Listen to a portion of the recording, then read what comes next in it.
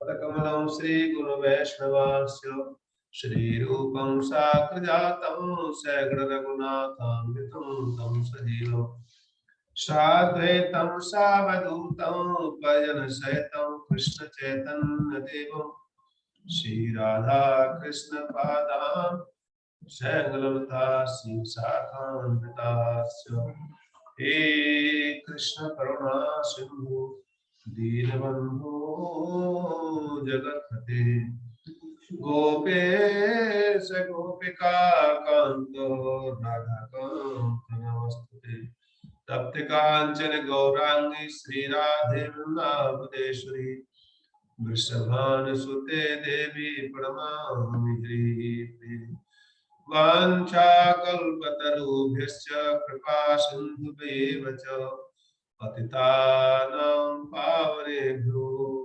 वैष्णवेभ्यो नमो नमः।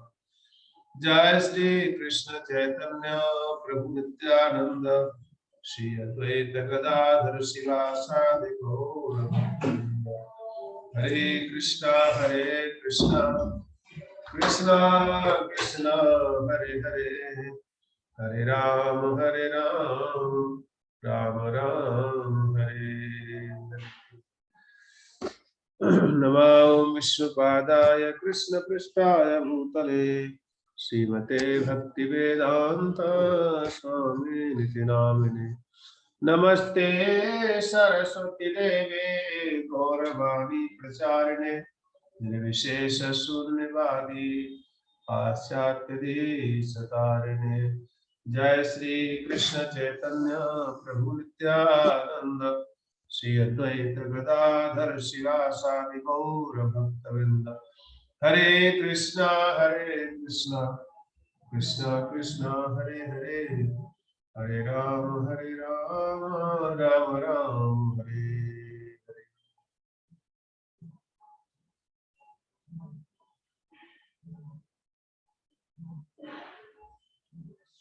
हरे कृष्णा।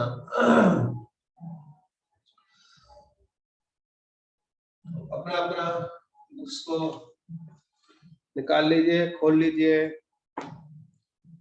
और कल हमने यहाँ पढ़ा था, जहाँ तक उससे कोई रिलेटेड आप लोगों ने पढ़ा हो, सुना हो, कोई किसी का क्वेश्चन है तो मैं उसको थोड़ा लेना चाहता हूँ। कोई किसी का प्रश्न है इसके संबंध में तो पूछ सकते हैं। जैसे कल समझ नहीं आया किसी को तो उसको पूछ सकते हैं। क्लास शुरू करने से पहले हम प्रश्न उत्तर के साथ 2 मिनट के लिए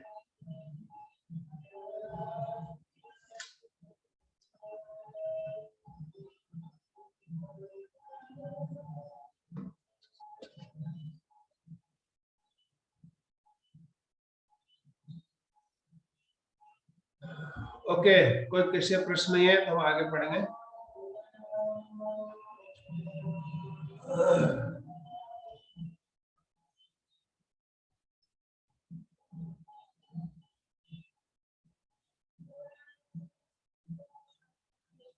कौन पढ़ेगा आज? कौन बनेगा करोड़पति? जल्दी से। ओके, ममता माता जी। हरे कृष्णा प्रभु जी। हरे कृष्णा हरे कृष्णा। हाँ जी, इस सूत्र के अनुसार जो गोस्वामी श्री नित्यानंद तथा श्री अद्वैत प्रभु के वंशज हैं वे निश्चित रूप से भक्त हैं, लेकिन जो भक्त अन्य परिवारों से संबंधित हैं उनमें भेदभाव नहीं बरतना चाहिए। निस्संदेह भक्त चाहे पूर्व आचार्यों के परिवार के हों या किसी सामान्य परिवार के हों, उन्हें एक समान माना जाना चाहिए। किसी को ये सोचकर कि ओह ये अमरीकी गोस्वामी है, उसके साथ भेदभाव नहीं बरतना चाहिए। न ही ये सोचना चाहिए कि ये नित्यानंद वंशज गोस्वामी हैं। कृष्ण भावना अमृत आंदोलन के अमरीकी वैष्णवों को गोस्वामी उपाधि दिए जाने पर भीतर ही भीतर विरोध की धारा चल रही है। कभी कभी लोग तपाक से अमरीकी भक्तों से कह बैठते हैं कि उनकी संन्यास या उनकी गोस्वामी उपाधि प्रमाणिक नहीं है, किंतु श्रील रूप गोस्वामी के अनुसार इस श्लोक के अनुसार अमरीकी गोस्वामी तथा आचार्य कुल के गोस्वामी अभिन्न हैं। दूसरी ओर जिस भक्त को गोस्वामी की उपाधि प्राप्त हुई, यदि उसका पिता ब्राह्मण नहीं है या वह नित्यानंद या अद्वैत प्रभु के गोस्वामी परिवार में उत्पन्न नहीं हुआ, तो उसे ये सोचकर झूठे गर्वित नहीं होना चाहिए कि वह गोस्वामी बन गया है। उसे ये स्मरण रखना चाहिए कि ज्यों ही वह भौतिक दृष्टि से गर्वित हो उठता है, उसका पतन हो जाता है। ये कृष्ण भावना अमृत आंदोलन एक दिव्य विज्ञान है और इसमें ईर्ष्या या द्वेष के लिए कोई स्थान नहीं है। ये आंदोलन उन परम हंसों के लिए है जो समस्त द्वेष से रहित हैं, परमम निर्मम सत सराणाम। मनुष्य को ये ईर्ष्या नहीं करनी चाहिए कि वह गोस्वामी परिवार में उत्पन्न हुआ है या उसे गोस्वामी की उपाधि प्रदान की गई है। जो ही कोई ईर्ष्या करता है वह परम हंस के पद से गिर जाता है। यदि हम वैष्णव के शारीरिक दोषों पर ध्यान देते हैं तो यह समझ लीजिए कि हम वैष्णव के चरण कमलों पर अपराध कर रहे हैं। वैष्णव के चरण कमलों पर किया गया अपराध अत्यंत गंभीर होता है। निसंदेह चैतन्य महाप्रभु ने इस अपराध को हाथी माता अर्थात उन्मत्त हाथी का अपराध कहा है। एक उन्मत्त हाथी विनाश कर सकता है, विशेष रूप से जब वह सुंदर कटे छटे उद्यान में प्रवेश करता है। अतएव इसका ध्यान रखना चाहिए कि किसी वैष्णव के प्रति अपराध ना हो। प्रत्येक भक्त को श्रेष्ठ वैष्णव से उपदेश ग्रहण करने के लिए तैयार रहना चाहिए और श्रेष्ठ वैष्णव को कनिष्ठ वैष्णव की सभी तरह से सहायता करनी चाहिए। कृष्ण भावना अमृत में अपने आध्यात्मिक विकास के अनुसार ही कोई किसी से श्रेष्ठ या निकृष्ट होता है। मनुष्य को भौतिक दृष्टि से ही शुद्ध वैष्णव के कार्य देखना वर्जित है। विशेष रूप से नव दीक्षित द्वारा शुद्ध भक्त को भौतिक दृष्टि से देखा जाना अत्यंत हानिप्रद है। अतएव शुद्ध भक्त का बाहरी स्वरूप नहीं देखना चाहिए, अपितु उसके आंतरिक गुण देखने चाहिए और ये समझने का प्रयत्न करना चाहिए कि वह भगवान की प्रेमा भक्ति में किस तरह लगा हुआ है। इस प्रकार शुद्ध भक्त को भौतिक दृष्टि से देखने से बचा जा सकता है और इस तरह कोई मनुष्य स्वयं भी धीरे धीरे शुद्ध भक्त बन सकता है। हाँ, रुकिए माता जी बस। ओके, तो ये हमने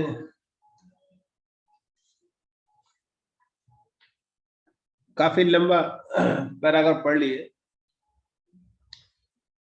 तो इसमें एक तो नित्यानंद प्रभु का वर्णन किया जा रहा है कि नित्यानंद प्रभु अद्वैत आचार्य के जो वंशज हैं। बंगाल में ये देखा जाता है कि बंगाल में अद्वैताचार्य प्रभु उनके वंशज के आज भी कई लोग हैं। कई लोग राधा कुंड पे निवास करते हैं और अद्वैताचार्य प्रभु के कई सारे वंशज हैं। वो हुई कई लोग नवद्वीप में निवास करते हैं, कई शांतिपुर में निवास करते हैं। तो आज भी उनका ही जो वंश परंपरा है यानी कुल परंपरा है वो चली आ रही है। तो ये जो गोस्वामी परंपरा को कहा जा रहा है, प्रभुपाद जी कह रहे हैं कि ये जो परंपरा है या तो हमारी आचार्य से किसी से होना चाहिए, यानी कि हमारे जैसे कि शील प्रभुपाद हमारे आचार्य हैं और शील प्रभुपाद जी हमें एक शिक्षा दे रहे हैं, तो हम शील प्रभुपाद जी को ही अपना एक आचार्य मानते हैं। जो उन्होंने एक विधि विधान जो बनाए हैं, वो प्रभुपाद जी जो सिद्धांत स्थापित किया है उस सिद्धांत हम चलते हैं। तो नित्यानंद प्रभु का जो वंशज है या अद्वैताचार्य प्रभु का जो वंशज है, वो सभी उनको उनके ही जो टाइटल दिया गया था वही कहा जाता है। तो यहाँ देखा गया है कि कभी कभी भेदभाव किया जाता है कि ये जो गोस्वामी है, गोस्वामी मतलब जो ब्रह्मचर्य पालन करके और अंतिम क्षणों तक ब्रह्मचर्य का पालन करते हुए और संन्यास ग्रहण करता है, तो उसे गोस्वामी कहा जाता है। तो ऐसे से उनको गोस्वामी कहते हैं। बट इस्कॉन में कई सारे ऐसे भी सन्यासी हैं जो कि विदेश के हैं, अमेरिकन है, रशियन है, ऑस्ट्रेलियन है, साउथ अफ्रीकन है, मतलब कई देशों से हैं। तो यहाँ कहते हैं कि विदेशी अमेरिकी वैष्णव को गोस्वामी उपाधि दिए जाने पर भीतरी भीतर विरोध की धारा चल रही है। तो ऐसा था, वृंदावन में बहुत विरोध करते थे। कौन विरोध करते थे? जो गोस्वामी थे वो विरोध करते थे कि ये लोग, अंग्रेज लोग कोई सन्यास नहीं बन सकते, अंग्रेज लोग को पूजा थोड़े कर सकते हैं, ये तो म्लेच्छ लोग हैं। इसके ऊपर बहुत चर्चा हुआ था वृंदावन में। वृंदावन गोस्वामी ने बहुत ज्यादा प्रभुपाद से इस तरह से चर्चाएं की। तो प्रभुपाद जी ने कहा कि भागवतम में एक श्लोक कहा गया है, उसको प्रभुपाद जी ने कोट किया, और वो श्लोक था श्रीमद् भागवतम का द्वितीय स्कंद का श्लोक था। और उस श्लोक को पर्टिकुलर बताया गया है कि उसमें जो निम्न से निम्न कोटि के जो भक्त हैं, निम्न से निम्न व्यक्ति का, निम्न से निम्न कोटि का व्यक्ति है, वो भक्तों भगवान की शरण लेता है तो क्या होता है? वो शुद्ध हो जाता है। तो इसलिए उसको कहा गया है कि कोई भी किसी जाति से हो, किसी धर्म से हो, लेकिन कोई भगवान शरण लेता है, किरात हूड़ अंध्र पुलंद पुलक सहा आभीर शुभा यवना खसा दया ये अन्य च पापा यद पापा श्रेया श्रेया शुद्धंत तस्मै प्रभु विष्णवे नमः। कि कोई व्यक्ति इन जातियों से है, किरात हूड़ अंध्र पुलंद पुलक सहा आभीर कुंभ यवना खसा, ये जातियां जो है यहाँ पर हमारे यहाँ नहीं है, कुछ जातियां थी, कुछ विदेशों में जातियां हैं। जैसे यवना, यवना कहते हैं इस्लाम वालों के लिए, यवना, खस, ये सब जातियां विदेश में होती थी। तो इन जातियों से यदि पाप करो में कितना ही रत क्यों न है, यदि वो व्यक्ति परम भगवान के भक्तों की शरण ग्रहण कर लेता है तो शुद्ध हो जाते, शुद्धंत तस्मै प्रभु विष्णवे नमः। ऐसे भक्तों का शरण लेकर के वो शुद्ध हो जाते हैं। तो इसलिए कहा गया है कि जो इन जातियों से वृंदावन में बहुत विरोध हो रहा था, जब प्रभुपाद जी अंग्रेजों लेके आए, अंग्रेजों ने आकर के पूजा शुरू किया, तो बहुत लोग कह रहे थे, वृंदावन गोस्वामी लोग, प्रभुपाद जी स्वामी जी, स्वामी जी आप तो आपने तो अंग्रेजों लगा दिया है, ये तो म्लेच्छ लोग हैं। तो प्रभुपाद जी ने यही कोट किया, तो वो उन्होंने फिर वो माने, क्यों भागवत प्रमाण है उसका, तो ये स्वीकार किया उन्होंने। तो इसलिए यहाँ पर क्या है, कोई अंग्रेजों का विरोध कर रहा है। तो इस श्लोक के द्वारा हम क्या सोचते हैं कि आज कोई गोस्वामी होना चाहिए। इसलिए कई बार हमारा जो गोत्र है, हमारे वैष्णव का गोत्र होता है, सबका अपना अपना गोत्र होते हैं, सभी के गोत्र जो अपना जन्म से होते हैं, किसी कुल में जन्म लिया है हमने, तो उनका गोत्र होता है। बट जब हम भगवान शरण में आते हैं तो हमारा एक गोत्र हो जाता है, वो गोत्र है हमारा अच्युत गोत्र। सब जो दीक्षा ले लेते हैं भक्त, तो उनका एक ही गोत्र रहता है, फिर अच्युत गोत्र। अच्युत गोत्र के लेने से वो हम किसके गोत्र हो गए? हम ठाकुर जी गोत्र हो गए। आज से हम ठाकुर जी के कुल के हो गए, आज से ठाकुर जी के हो गए हम।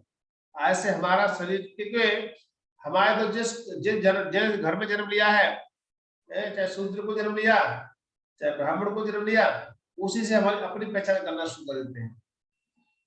लेकिन हम आत्मा का एक संबंध है भगवान साथ में, इसलिए जब हम भगवान का आश्रय लेते हैं, जब दीक्षा लेते हैं, तो हमारा कुल भी बदल जाता है। जैसे आप जानते हैं मैं आप पूछूंगा, ममता माता जी को पूछूंगा मैं। ममता माता जी, आपका विवाह हुआ था कौन से कुल में थे आप? मैं प्रभु जी ब्राह्मण हूँ, ओके। और वशिष्ठ वशिष्ठ वशिष्ठ, गोत्र है हम। वशिष्ठ गोत्र है। हाँ और जी। आपका जहाँ ससुराल है वो कौन सा गोत्र है? ससुराल का वशिष्ठ है। वो वशिष्ठ है। हाँ जी। मायके का था धूमकेतु। धूमकेतु, ओके, भाई तो कह रहा हूँ ना। तो मायके का धूमकेतु, आपका जन्म हुआ था धूमकेतु में, है हाँ ना? जी। आपकी ससुराल हो गई वशिष्ठ में। वशिष्ठ। तो अब किस कुल को जब संकल्प करते हैं, किस कुल को बोलती हो? धूमकेतु ही बोलती हो वशिष्ठ। कि वशिष्ठ? वशिष्ठ बोलते हैं ना।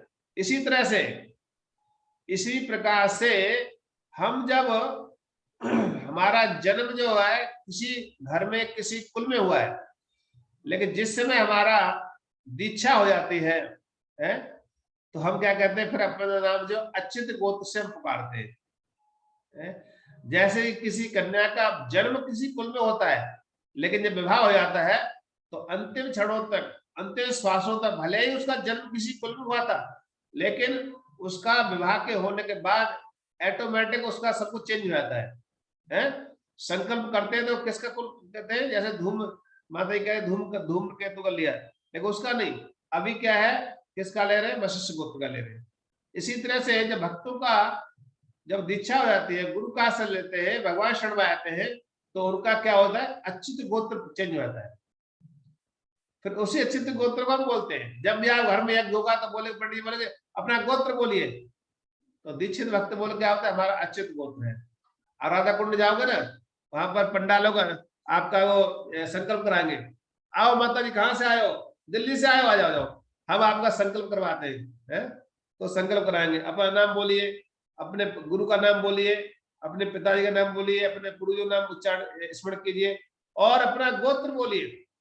है तो आप बोलोगे, फिर वो पूछेगा अभी, अच्छा अच्छा आप क्या दीक्षित हो? बोला हाँ हाँ। हाँ ठीक है, तो अच्युत गोत्र बोल दीजिए। पंडा बोलेगा अच्युत गोत्र बोल दीजिए, अच्युत गोत्र है आपका। अब आपका गुरु ये है तो आपका अच्युत गोत्र हो गया। तो उसी तरह से ये जो है हमारा भी जब हवा से जुड़ जाता है, तो हम चाहे किसी जन्म से किसी प्रवास से हो, बट हमारा भी चेंज हो जाता है। तो इसलिए यहाँ पर जो भक्त किसी ब्राह्मण कुल में है, उसमें है, तो ध्यान रखना चाहिए। तो प्रभुपाद जी यहाँ लिखते हैं कि हम उसमें कंट्रोवर्सी करते, ईर्ष्याद्वेष करते, ये तो गोस्वामी नहीं है, ये ऐसा नहीं है, वैसा नहीं, इस तो गोस्वामी को जन्म नहीं हुआ, इसे गोस्वामी कहा जा रहा है। तो ये सब कंट्रोवर्सी है। हम इसका ब्राह्मण कुल जन्म हुआ तो ब्राह्मण बन गया है, क्योंकि इस कुल में क्या होता है? ब्राह्मण दीक्षा होती है उसकी, है पहले हरिजन दीक्षा होता है, और फिर सेकंड इनिशिएशन होती है, उसको ब्राह्मण दीक्षा बोलते हैं। तो जैसा जिसका ब्राह्मण को जन्म हुआ तो वो कहता है अरे इसका ब्राह्मण जन्म हुआ तो ब्राह्मण हो गया। तो वो वैसे सिद्धांत तो ब्राह्मण बन जाता है? तो प्रभुपाद जी कहना चाहते हैं कि प्रभुपाद जी ने लिखा है, इसमें से लिखा है, जो पैराग्राफ पढ़े अभी हमने, उस पैराग्राफ में कहते हैं कि उसे यह सदैव स्मरण में रखना चाहिए कि जो ही वह भौतिक दृष्टि से गर्वित हो उठता है तो उसका पतन हो जाता है। भौतिक दृष्टि से, भौतिक दृष्टि मतलब हम शरीर की पहचान से अहंकार रहते हैं, नहीं नहीं मेरा उच्च कुल है, मैं तो ब्राह्मण कुल से जन्म हुआ है, या मेरा तो किसी वैश्य परिवार जन्म हुआ है, मैं तो श्रेष्ठ परिवार से हूँ, ऐसा मैं धनी परिवार से हूँ, ये तो गरीब परिवार से है, ये तो शूद्र है, तो ऐसा हम भावना आती है, हमारे अंदर ये भावना आती है, तो इसको कहते हैं पतन कारण है। यह प्रभुपाद फिर कहते हैं कृष्ण भावना आंदोलन एक दिव्य विज्ञान है। आप इसको क्वेश्चन में आ सकता है आपके सामने इसको हाइड कर सकते हो। यह कृष्ण भावना आंदोलन एक दिव्य विज्ञान है, इसमें ईर्ष्या या द्वेष के लिए कोई स्थान नहीं है। स्पष्ट कह रहे हैं प्रभुपाद जी, हमारे लिए क्या है, इसमें ईर्ष्या या द्वेष के लिए कोई स्थान नहीं है। यानी कि जो ईर्ष्या द्वेष करते हैं एक दूसरे से कि मैं ब्राह्मण हूँ, ये क्षत्रिय है, ये वैश्य है, ये यही है, उन लोगों के लिए कोई स्थान नहीं, क्योंकि प्रभुपाद जी कहते हैं हमें आपस में मित्रता बढ़ानी है और हमको एक दूसरे साथ में, चाहे कोई किसी से वर्ण से हो, किसी आश्रम से हो, हमें तो क्या करना है, हम तो वैसे सिद्धांत को फॉलो करने वाले। तो कोई कहता है नहीं नहीं ये लोग तो ग्रस्त है, मैं ब्रह्मचारी हूँ, नहीं ये मैं सन्यासी हूँ, ये ग्रस्त है, ऐसी भावना भी आ जाती है कई बार। तो इन भावनाओं से निकालने की प्रभुपाद जी कहते हैं क्योंकि इस्कॉन में सभी है, ब्राह्मण भी है और ब्रह्मचारी भी है और सन्यासी भी है, सभी लोग एक जगह पर भक्ति करते हैं। इस्कॉन की विशेषता है आंदोलन की, कृष्ण भावना आंदोलन की है कि सभी एक जगह ही, जैसे कहते हैं एक थाली बैठे खाने वाले हैं, तो हम सब एक जगह बैठे खाते हैं, एक साथ में बैठते हैं, एक साथ में भागवत चर्चा करते हैं, एक साथ में कीर्तन करते हैं, एक साथ में भागवत क्लास सुनते हैं, एक सिद्धांत को बोलते हैं, एक हमारे भगवान है और सब कुछ एक ही एक है। आप चाहे अमेरिका जाइए तो वहां भी 9 बजे भागवत क्लास चल रही होगी, वहीं भी मंगल आरती हो रही होगी 4:30 बजे, और आप ऑस्ट्रेलिया जाओगे वहां भी 4:30 मंगल आरती हो रहा होगा वहां के अनुसार। रशिया जाओगे वहां भी टाइम 4:30 हो, 4:30 मंगल आरती हो रही होगी। तो ऑल ओवर वर्ल्ड में एक सिद्धांत स्थापित किया प्रभुपाद जी ने। तो इसलिए कह रहे हैं किसी को भी ईर्ष्या द्वेष मत करो, नहीं करना है, क्योंकि ये नहीं भावना रखनी है अरे ये तो विदेशी है, ये तो बहुत लक्ष्य है, ये तो बकरे खाता था, मांस खाता था, ऐसा करता, बकरा पान करता था, तो विचार करता था। वो सब के सब प्रभुपाद जी के सामने एक वक्ता बना, एक व्यक्ति था, आप सोच ही सकते हैं, मतलब एक कार्यक्रम होता है अमेरिका में,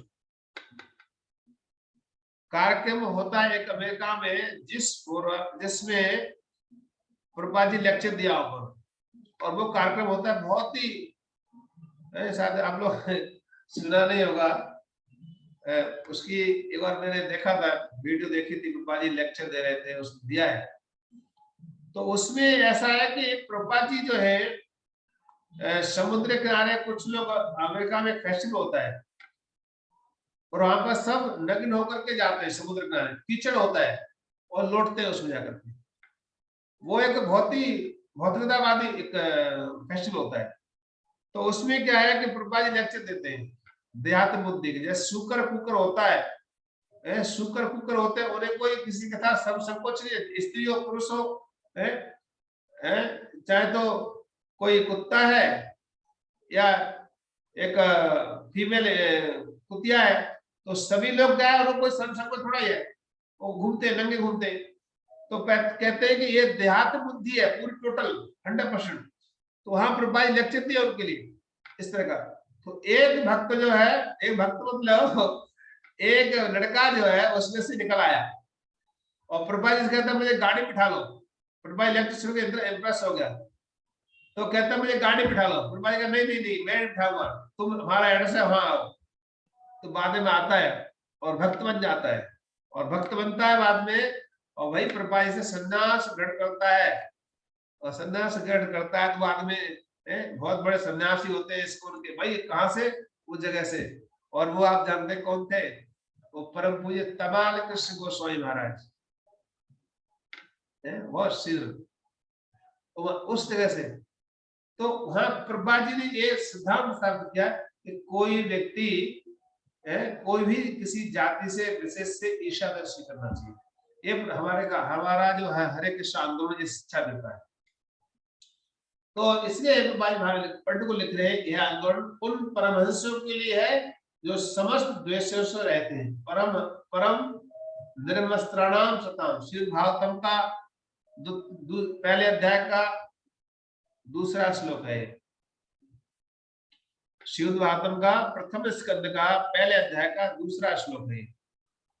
धर्मा प्रोचिता कैतवोऽत्र परमो निर्मत्सराणां सदा वेद्यं वास्तवयस्त्रवस्तु शिवदं तापत्रयोन्मूलनम्। श्रीमद्भागवती महामूर्ते कृते किं वा परईश्वरा सद्यो हृदय अवरुद्धते शुश्रभीत क्षणा। तो यहाँ सुखदेव गोस्वामी व्यास देव जी मंगलाचरण किए, मंगलाचरण भगवान का स्तुति किए। धर्म प्रोचिता कैतव अत्र, ये सिद्ध भागवतम जो क्या है, ये क्या है, कैतव धर्म, कैतव धर्म को बहिष्कार किया गया, कैतव धर्म को निकाल दिया है। कैतव धर्म जिसमें के अदला बदली होती है उसे कहते हैं कैतव धर्म है। तो धर्म प्रोचिता कैतवो धर्म, तो कैतव धर्म जो कहते हैं जिसमें कि छल कपट होता है, छल कपट वाला धर्म, इसको वही कह सकते हैं, छल कपट वाला धर्म। तो उसमें कहा गया है कि उस धर्म में विशेषता उसको गाया गया है। उसमें कहते हैं प्रभुपाद जी, उसमें लिखते हैं, क्योंकि वो एक वेद व्यास जी ने इस श्लोक को कहते हैं कि परम निर्मसरणाम सताम, वो निर्मसल लोगों के लिए है। वो पर्टिकुलर उसको कहा गया है कि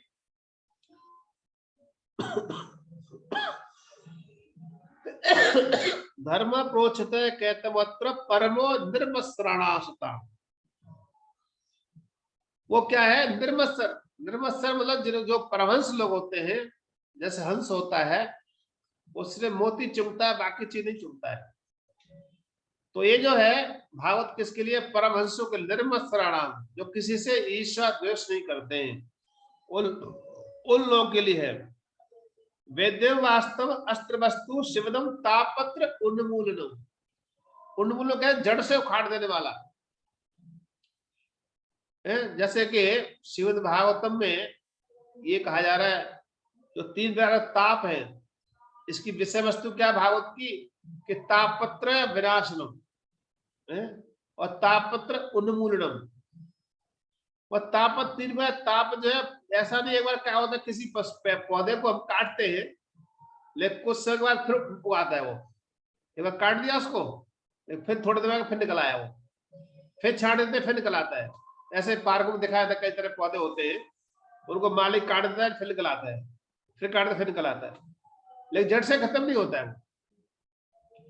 लेकिन इसी प्रकार से भागवतम बताया जा रही है। भागवतम क्या है, वो किसी के तापत्र है, 3 बार ताप जो है उनको जड़ से उखाड़, उन्मूलनम है। जैसे कभी कोई अंग्रेज दवाइयां होती है और आयुर्वेद दवाइयां होती है। अंग्रेज दवाई जो बीमारी दवा देती है, लेकिन आयुर्वेद दवाइयां होती है कहते लंबा टाइम रहती है, लेकिन जड़ से उखाड़ फेंक देती है। तो ये जो भागवतम जो है वो क्या है, उन्मूलनम, जड़ से उन 3 बार तापों को, दैविक भौतिक जो ताप है 3 प्रकार के, उनको जड़ से खत्म कर देता है। चलिए, ये तो भागवतम का अलग श्लोक हो गया।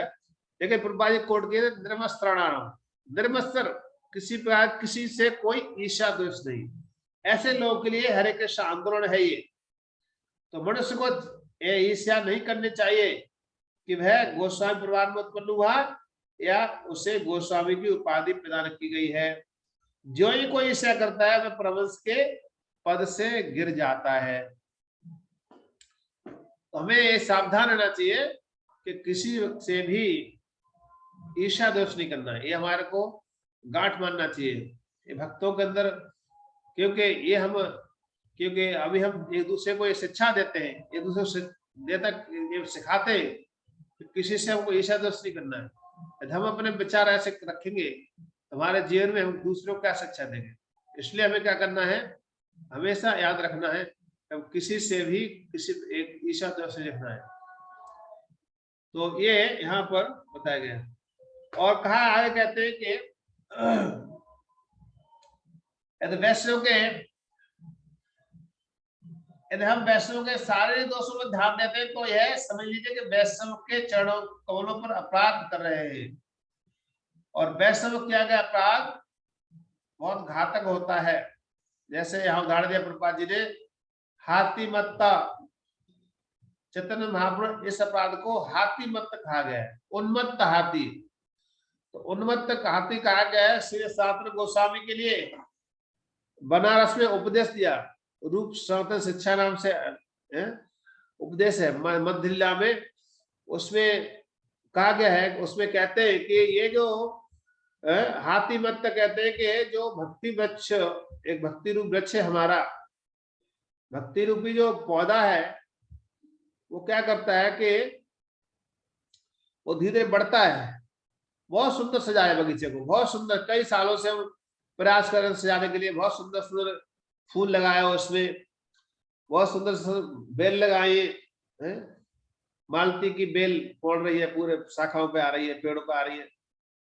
लेकिन कोई क्या हुआ कि पागल हाथी जो है उसमें घुस गया बगीचे में, और पागल हाथी घुसे से वो पागल हाथी क्या करता है, वो सूंड से पेड़ को लगाता है, फाड़ फेंक देता है, इसको लता को खींचा, उसको फेंक देता है, सारे पौधों को तहस नहस कर देता है।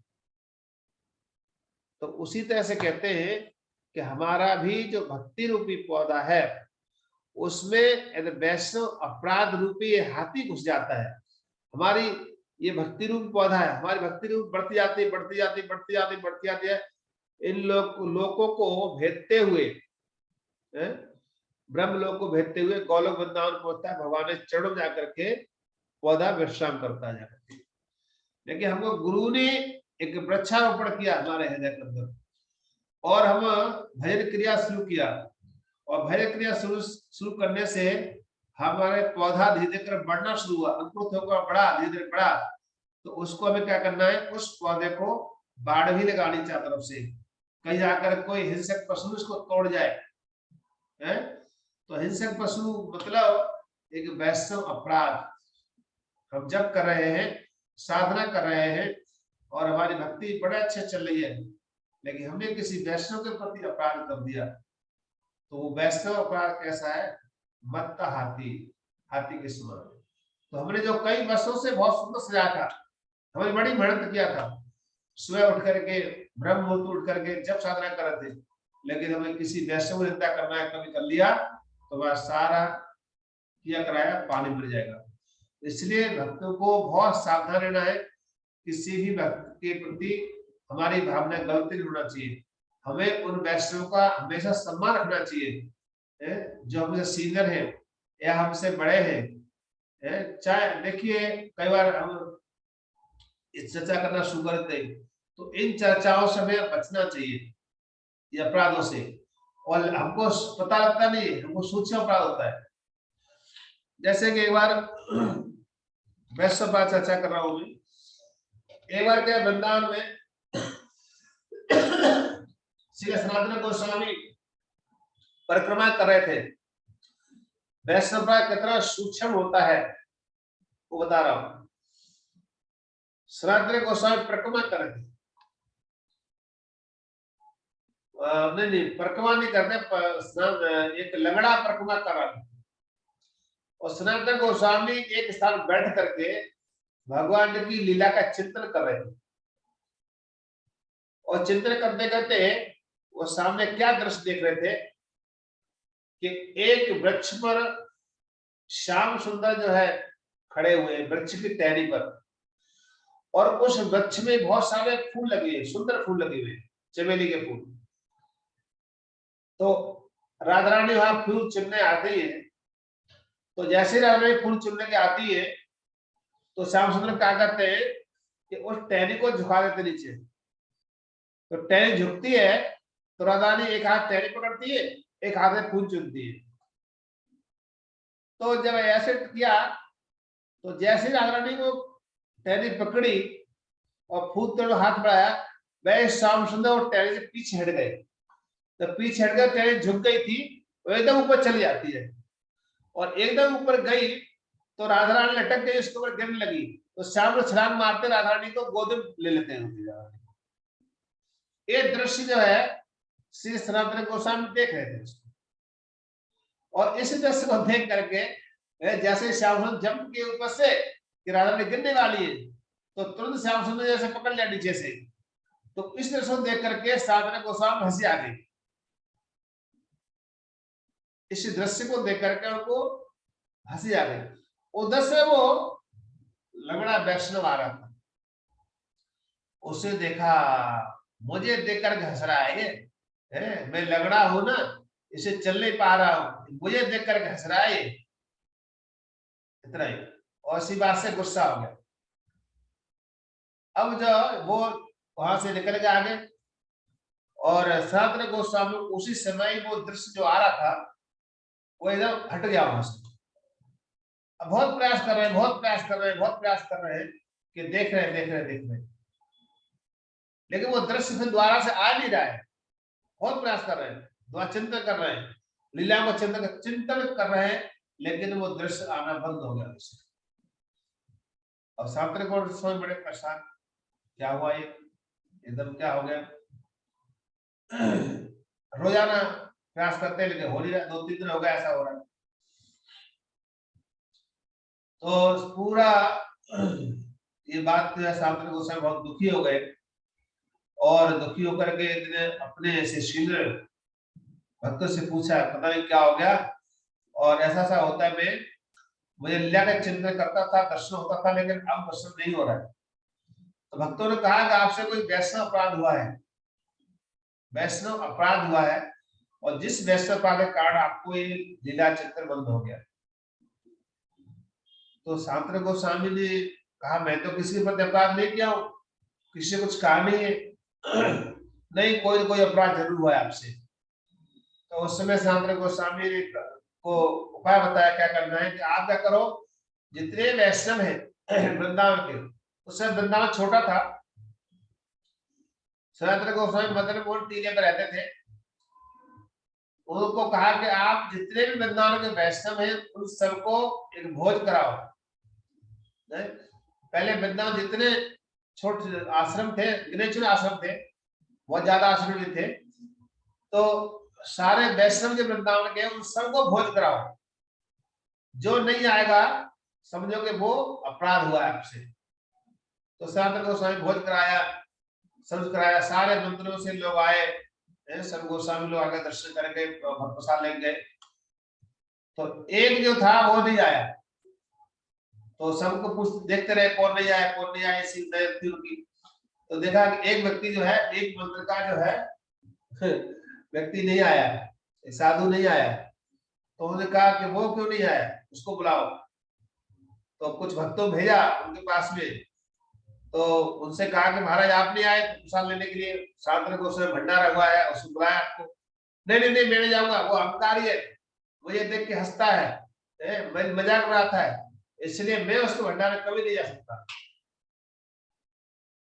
तो सनातन गोस्वामी को बताया कि महाराज ये व्यक्ति जो है और ऐसा बोल रहा है, मैं नहीं जाऊंगा उसके भंडारे में।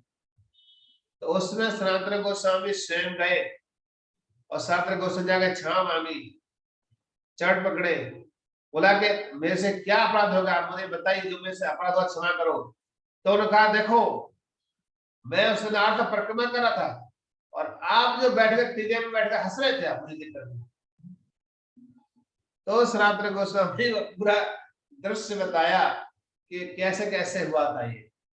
उन्होंने पूरा जो चिंतन कर रहे थे वो दिखाया कि देखो, मैं उस समय इस तरह से भगवान लीला चल रही थी, मैं उस लीला को देख रहा था, और उस लीला को देखते देखते मुझे हंसी आ गई उसको देख करके। क्योंकि जैसे ही श्याम सुंदर ने जंप किया राधा रानी को पकड़ने के लिए, वैसे ही मुझे हंसी आ गई उसको दृश्य देख करके। लेकिन मैंने आपको देख के हंसी आई, मुझे आपको देख करके मैं बिल्कुल नहीं हंसा, तो मुझे क्षमा करो। तब सनातन गोस्वामी उनको लेके आया, उनको प्रसाद कराया, तृप्ति कराई, और फिर क्षमा याचना किया, और फिर उस वैष्णव ने क्षमा कर दिया उनके लिए। उसके बाद पुनः सनातन गोस्वामी को लीला का दर्शन होने लगा है। तो ये बहुत जो अपराध जो बता रहा था मैं, ये अपराध बहुत सूक्ष्म है, ये सूक्ष्म अपराध है। मतलब इन सब चीजों को बहुत ध्यान रखना चाहिए। वैष्णव की क्रिया मुद्रा, वैष्णव क्रिया मुद्रा कैसी होती है, अपने बुझाए, मामलू कहते हैं, आपने कोई जानता नहीं है, हम नहीं जानते उसको, अपने बुझाए कि वो वैष्णव क्या क्रिया मुद्रा होता है, हम समझ नहीं पाते हैं। कोई कह रहा है सो रहा था, ये तो 9 बजे उठा सो करके, लेकिन कब क्या पता वो स्वास्थ्य ठीक नहीं था या उसका कोई कुछ भगवान लीला का चिंतन कर रहा था, कोई पता नहीं। एक बार वृंदावन घटना और सुनाते हैं आपको कि एक बार वृंदावन में एक भक्त था, छत के ऊपर लेट सो रहा था और लेट सो रहा था। सामने कहा अरे देखो धूप निकल आई और अब तक सो रहा है, इसको जल्दी उठना चाहिए था लेकिन सो रहा है। तो थोड़ी देर बाद उठा और फिर गया, बोला उनसे पूछा तो नहीं लेकिन यह पूछ दिया आज कहाँ चले गए घूमने के लिए, बड़े लेट उठे हो, क्या हुआ? तो कहता है मैं लेट क्या उठा, मैं अयोध्या दर्शन करने चला गया, अयोध्या में सरयू में स्नान किया और राम जी के दर्शन हुए बड़े सुंदर, और वहां पर एक घटना घट गई। बोला क्या? कि वहां पर एक बहुत दूर से लखनऊ से बुढ़िया आई थी और उसमें सरयू मैया में स्नान किया उसने और डुबकी लगाया उसने और वही डूब गई, उसकी मृत्यु हो गई वहां पर। तो हम तो अयोध्या गए दर्शन करने के लिए, इसलिए हमको उठने में लेट हो गया सपने में। अब देखिए वो चिंतन होगी। लेकिन कुछ समय के बाद एक भक्त आया अयोध्या से, तो पूछा उस महाराज जी ने कि अयोध्या सब ठीक ठाक है? जिस भक्त ने पूछा था आप लेट थे उसने, हाँ ठीक ठाक है, लेकिन एक बड़ी घटना हुआ कुछ समय पहले, 2-3 दिन पहले, एक बूढ़ी माँ आई और वहां पर जब सरयू में स्नान कर रही थी वो वहां डूब गई। तो वो बात जो है उनको सत्य प्रकट हो गई कि ये व्यक्ति सो तो रहा था लेकिन सोते सोते ही भगवान लीला का चिंतन कर रहा था। इसलिए वैष्णवेरा क्रिया मुद्रा आपको न बुझा, वैष्णव क्रिया मुद्रा कैसी होती है हम नहीं समझ सकते उसके लिए। इसलिए किसी के प्रति हमारी दोष की भावना नहीं होना चाहिए किसी के प्रति। ये होता है वैष्णव अपराध। इन वैष्णव अपराधों से हमें बच के रहना चाहिए। तो वैष्णव अपराध जो है बहुत ही मत्तहाती जैसा होता है। और यहाँ प्रभुपाद जी बारंबार यहाँ कह रहे हैं कि शुद्ध भक्त को भौतिक दृष्टि से देखने से बचा जा सकता है। इस तरह कोई मनुष्य स्वयं भी धीरे धीरे शुद्ध भक्त बन सकता है। इसलिए उसके आंतरिक गुणों को समझने के लिए हमें भगवान की प्रेम भक्ति में लगना चाहिए या प्रेम उन वैष्णव के जड़ को आश्रय लेना चाहिए, तो हम बच सकते हैं ऐसे पापों से। हमें उन भक्तों के प्रति कोई किसी प्रकार की हीन भावना रखना चाहिए। ओके, अब आगे पढ़ेंगे इस पाठ से बचने के लिए क्या कह रहे हैं प्रभुपाद जी। कौन पढ़ेंगे आगे? हरि बोल।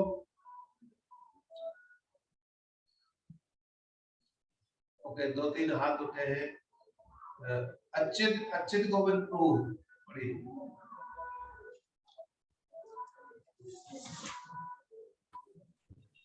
हरे कृष्णा प्रभु जी। हाँ हरे कृष्णा। जो लोग कृष्ण भावनामृत को किसी वर्ग के लोगों, किसी वर्ग के भक्तों या किसी भूखंड तक ही सीमित मानते हैं, वे ही सामान्यतः भक्त के बाह्य लक्षणों को देखने के आदी हैं। ऐसे नवदीक्षित उच्च भक्त की उत्कृष्ट सेवा को न समझ सकने के कारण महाभागवत को अपने जैसे स्तर पर ले आने का प्रयत्न करते हैं। इस कृष्ण भावनामृत का संसार भर में प्रसार करने में हमें ऐसी कठिनाई का अनुभव होता है। दुर्भाग्यवश हम ऐसे नवदीक्षित गुरु भाइयों से घिरे हुए हैं जो विश्व भर में कृष्ण भावनामृत को प्रसारित करने की असाधारण कार्य की महत्व को नहीं समझ पाते। वे हम सबको अपने स्तर पर लाने का प्रयत्न करते हैं और इस सभी प्रकार से हमारी आलोचना करते हैं। हमें उनके इस दुष्ट कार्यों एवं उनके अल्प ज्ञान पर तरस आता है। एक शक्ति संपन्न पुरुष जो भगवान की गोपनीय सेवा में संलग्न है, उसे सामान्य व्यक्ति नहीं समझना चाहिए, क्योंकि वह यह कहा जाता है कि जब तक कोई कृष्ण द्वारा शक्ति प्रदत्त न हो तब तक वह सारे संसार में कृष्ण भावनामृत आंदोलन का प्रसार नहीं कर सकता। रुकिए प्रभु जी, रुकिए। तो यहाँ पर प्रभुपाद जी कह रहे हैं कि हमें सामान्यतः भक्तों के बाह्य लक्षणों को देखने के आदी होते हैं। जो नौसिखिए भक्त होते हैं, जो नए नए भक्त होते हैं, तो वो लोग क्या करते हैं कि वो श्री डिवोटी का या प्रचारक भक्तों का नहीं समझ पाते हैं, है? एक बार एक भक्त प्रभुपाद जी से कंप्लेन किया, देखो देखो प्रभुपाद जी, ये भक्त क्या है, आज एकादशी व्रत नहीं किया, आज इस भक्त ने एकादशी व्रत नहीं किया प्रभुपाद जी, आज क्या है ये, आज खूब इसने प्रसाद खाया है, खूब इसने व्रत में खाया एकादशी का, बाकी सब ने भक्तों ने लीला व्रत किए, लेकिन इस भक्त ने क्या किया, इसने प्रसाद लिया है, इसने व्रत में खा, प्रभुपाद जी कंप्लेन किया, प्रभुपाद जी ने उस भक्त को बुलाया, उस वक्त का प्रभुपाद जी ने भूख शुरू करने गया था और मुझे भूख लग रही थी, भूख शुरू करने गया, तो इस कारण से मैंने प्रसाद लिया, लेकिन एकादशी प्रसाद लिया मैंने, तो प्रभुपाद जी बहुत खुश हुए, बहुत पसंद हुए, तो प्रभुपाद जी बाद में उन सब भक्तों को इकट्ठा किया और बुलाया कि आप लोग जो है उस भक्त की निंदा कर रहे हो, लेकिन आप जानते हो उस भक्त ने क्या किया, आप सब तो व्रत करके सब लोग क्या कर रहे हैं, आश्रम में ही रह रहे थे, सो रहे थे, लेकिन ये जो है क्यों न इसने प्रसाद लिया, प्रसाद लेकर के कम से कम भूख शुरू करने गया, ये 4 लोगों को अपनी बुक्स दे के आया, प्रचार करके आया, इसलिए आपका एकादशी से ये एकादशी श्रेष्ठ है इसलिए क्योंकि इसने प्रचार किया है।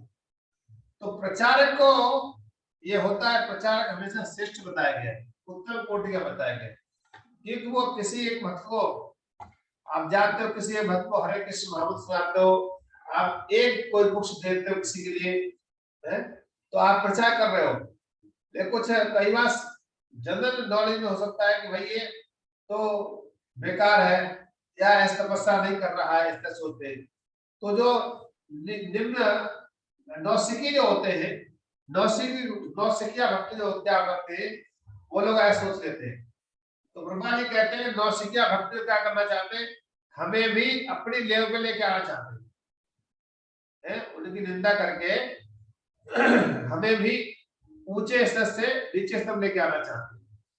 तो ब्रह्मा जी कहते हैं हमारे गुरु भाई लोग भी ऐसे ही है, जो ऐसे स्तर में है, स्वीकार से हमारी आलोचना करने का प्रयास करते हैं। तो प्रभुपाद जी अपना उदाहरण दिए स्वयं का, क्योंकि प्रभुपाद जी अब प्रचार करने के विदेशों में और अमेरिका लौट के आए, तो उनका बहुत लोगों ने निंदा किया, अरे तो वृक्षों को भक्त बना के लाए हैं, वृक्ष लोग हैं जो शराब मदिरा पान करते हैं, मांस खाते हैं, ऐसे सब लोगों के लिए क्या नशेड़ी है, नशा करते हैं, तो प्रभुपाद जी का ऐसा करते थे, लेकिन प्रभुपाद जी का जो प्रचार कार्य था बहुत ही विशेष था, प्रभुपाद जी किसी के अंदर दोष ही देखते थे, प्रभुपाद जी की विशेषता थी, वो किसी भी धर्म से था, कोई इस्लाम हो, क्रिश्चियन हो, किसी भी से था, प्रभुपाद जी कभी उसकी निंदा नहीं किया, चाहे अमेरिकन हो, उसको तो बहुत दोस्त थे। आप जानते होंगे कि प्रभुपाद जी पहले अमेरिका गए तो उससे हिप्पी लोग सिगरेट का धुआं प्रभुपाद जी के ऊपर मारते थे, व्यभिचार करते थे, गलियों पर शराब पी मदिरा पान पीते रहते, भाई उसको टाप हो जाते, लेकिन प्रभुपाद जी सब सहन किया और ऐसे संघर्ष किए प्रभुपाद जी ने, कई बार प्रभुपाद जी को अपने हाथों से कुछ कर देते। एक बार एक माता ही था, उसका बर्थडे था एक माता ही था, उसका बर्थडे था, तो उसकी फ्रेंड आई और फ्रेंड आए तो फ्रेंड आए तो बहुत सारा कुछ आइटम आया था, प्रभुपाद जी कचौड़ी बनाते हैं उसके लिए,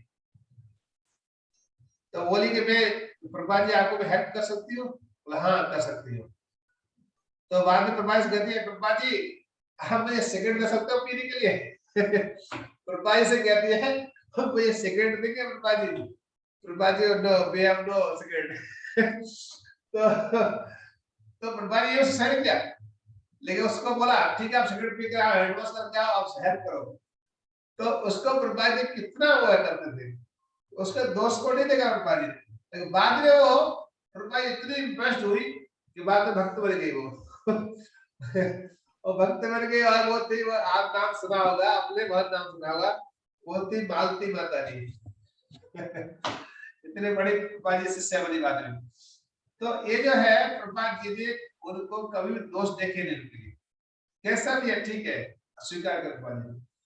तो ऐसे लोग कभी कृपा जी कहते हैं कि जो निम्न कोटि के लोग होते हैं वो क्या करते हैं, अपने स्तर से उनकी निंदा करते हैं या उनको लेकर आते हैं, लेकिन वो ये नहीं जानते कि एक शक्ति संपन्न व्यक्ति जो भगवान की गोपनीय सेवा में वास्तव में संलग्न है, वो सामान्य व्यक्ति नहीं समझना चाहिए। बहुत ध्यान देने बात है, ये प्रभुपाद जी ये कह रहे हैं तो वो सामान्य व्यक्ति नहीं मानना चाहिए, क्योंकि वो क्या है, उस पर जब तक कोई सामान्य व्यक्ति नहीं समझना चाहिए, क्योंकि यह कहा जाता है कि जब तक कोई कृष्ण द्वारा शक्ति पद न हो तब तक मैं संसार में विश्व भागवत का आंदोलन प्रचार नहीं कर सकता है। कृष्ण शक्ति बिना नहीं तार प्रवर्तन, कृष्ण की शक्ति के बिना कुछ नहीं होता है। तो ये कोई ये नहीं कह सकता है कि मैं अपनी अपनी शक्ति से कार्य कर रहा हूं, मैं अपनी बल से सारे कार्य कर रहा हूं, नहीं। प्रभुपाद जी कहते हैं ये जो शक्ति कहां से आ रही है, भगवान से आ रही है। ठाकुर जी शक्ति प्रदान कर रहे हैं, इसलिए हम सबके लिए शक्ति मिल रही है और हम प्रचार करने जाते हैं। तो कृष्ण शक्ति बिना नहीं तार प्रवर्तन, कि कृष्ण की शक्ति के बिना हम कुछ भी नहीं कर सकते हैं। तो इसलिए प्रभुपाद जी कहते हैं आप कीर्तन कीजिए, आप भक्त शिष्य कीजिए, आप मंदिर निर्माण कीजिए, आप प्रचार कीजिए, इस सब में कृष्ण की जब तक शक्ति नहीं मिलेगी, आपको शक्ति प्रदान नहीं करेंगे तब आप कुछ भी नहीं कर सकते हैं। जब कृष्ण आपको शक्ति देते हैं तो आप बाहर निकलते हो प्रचार करने के लिए, तो भक्त बनते हैं, आपसे लोग आके मिलते हैं, आपसे बहुत इम्प्रेस्ड होते हैं। तो इसलिए वो कहां से है शक्ति, भगवान स्वयं शक्ति प्रदान कर रहे हैं आपके लिए। तो तब तक मैं सारे संसार में कृष्ण नाम प्रचार नहीं कर सकता। तो हम और की बात छोड़ दीजिए, अपने घर के लोगों को भक्त नहीं बना पाते, दूसरी बात छोड़ दीजिए। तो इसलिए भगवान की कृपा होती है कि हम प्रचार करते हैं, बाहर जाके कुछ करते हैं, लोग भक्त बनाते हैं, हरे कृष्ण जप करवाते हैं। ये सब कौन देता है हमको? एक कहीं घोषणा करने गए तो एक गीता निकल जाती है किसी भक्त की, तो बहुत खुश हो जाता है, एकदम कूद जाता है, ओ आज तो मैंने एक बुक्स दे दिया किसी भक्त के लिए। क्योंकि उसको वो बहुत खुश क्यों होता है? क्योंकि उसको बल मिल जाता है कि कृष्ण कृपा किए वे कार्य कर लिया, ऐसा छोटा सा पक्ष जाता है, उसको बहुत खुश होता है। तो ये हमको प्रचार करने की शक्ति है श्याम सुंदर भगवान से मिलती है। ओके, आगे बढ़ेंगे।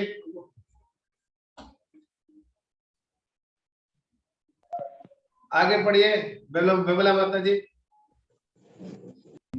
हरे कृष्ण प्रभु जी। हरे कृष्ण।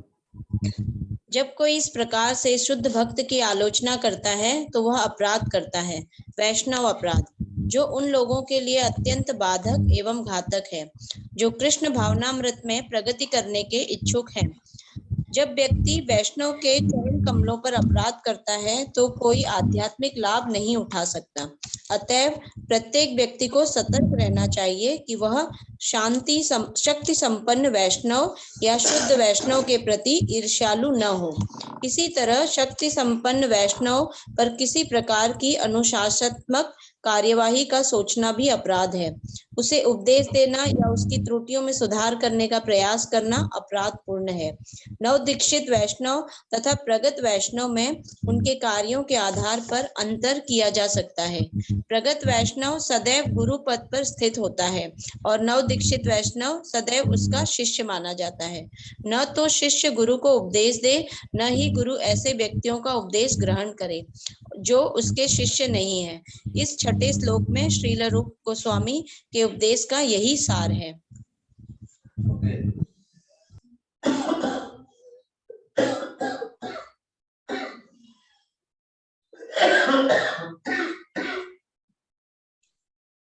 तो इसमें से एक आप लोग के लिए,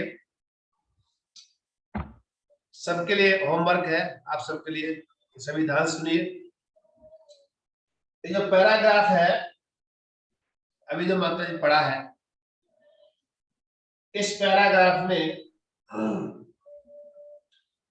तीन अपराध बताए गए हैं। वो तीन अपराध है इस पैराग्राफ के अंदर से ढूंढिए आप लोग, और फिर मैं एक एक करके सबसे पूछूंगा। इसमें तीन वैष्णव अपराध बताए गए पर्टिकुलर। तो आप सभी जो है, सभी से रिक्वेस्ट है, सभी लोग ढूंढिए इस पैराग्राफ से और फिर अंडरलाइन कीजिए नंबर 1, नंबर 2, नंबर 3 कौन कौन से हैं वो ढूंढेंगे और फिर मुझे एक एक करके बताएंगे। सभी ढूंढिए।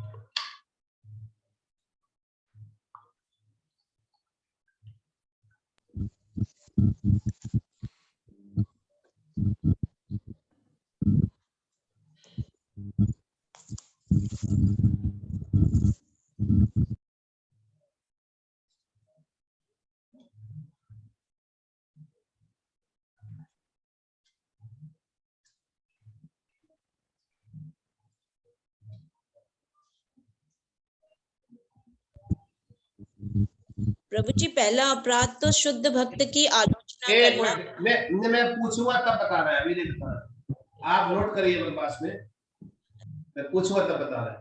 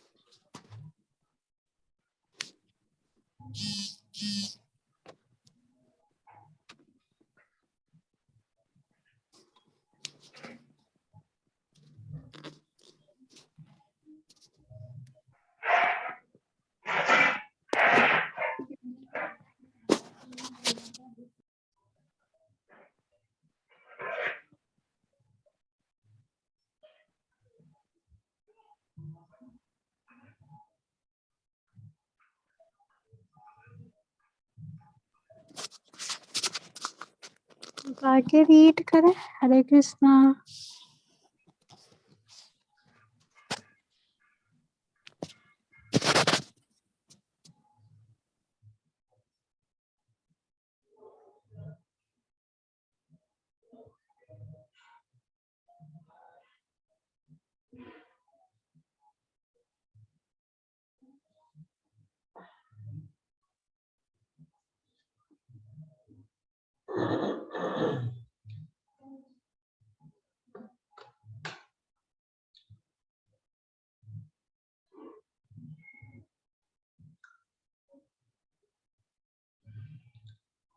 ओके, हरे कृष्णा। काम हो गया? एक एक कर बताइए, कौन बताएगा पहले? हरे कृष्णा प्रभु जी। यस, मीनू माता जी। शुद्ध भक्त की आलोचना करना। पैराग्राफ में कहाँ पर लिखा है शुद्ध भक्त की आलोचना करना? फर्स्ट लाइन में है, जब कोई इस प्रकार से शुद्ध भक्त की आलोचना करता है तो वह अपराध करता है, वैष्णव अपराध। ठीक है। और ओके, हाँ हाँ, यस।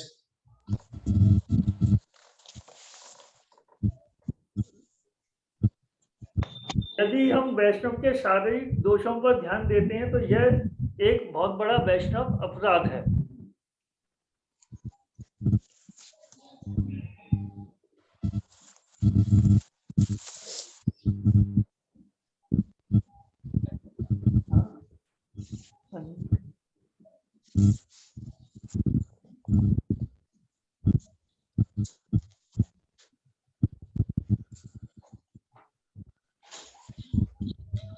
हाँ, तो इस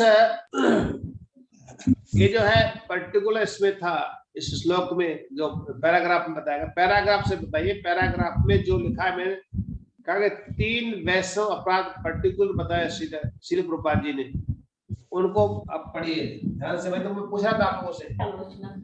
प्रभु जी, शुद्ध भक्त के प्रति अनुशासन करना और उनके कार्यों में त्रुटि निकालना या उन्हें उपदेश देना, ये भी बड़ा अपराध है। ओके, बहुत अच्छा, एक आ गया। ओके, राजीव कुमार श्रीवास्तव जी। हरे कृष्ण प्रभु जी, दंडवत प्रणाम। प्रभु जी, धन्यवाद। पहला अपराध शुद्ध भक्त के प्रति ईर्ष्यालु होना, दूसरा उनके खिलाफ अनुशासनात्मक कार्रवाई के बारे में सोचना, तीसरा उन्हें उपदेश देना या उनकी त्रुटि ढूंढना। ओके, वेरी गुड, बहुत सुंदर। और किसी ढूंढा? देवकी माता जी हैंड रेज किया हुआ है, बोलिए। हरे कृष्णा प्रभु जी, मैं यही बता रही थी, शुद्ध वैष्णव के प्रति ईर्ष्यालु होना बहुत बड़ा अपराध है। ठीक है, बहुत सुंदर। और किसी ढूंढा? जब कोई व्यक्ति वैष्णव के चरण कमलों पर अपराध करता है तो वह कोई आध्यात्मिक लाभ नहीं उठा पाता।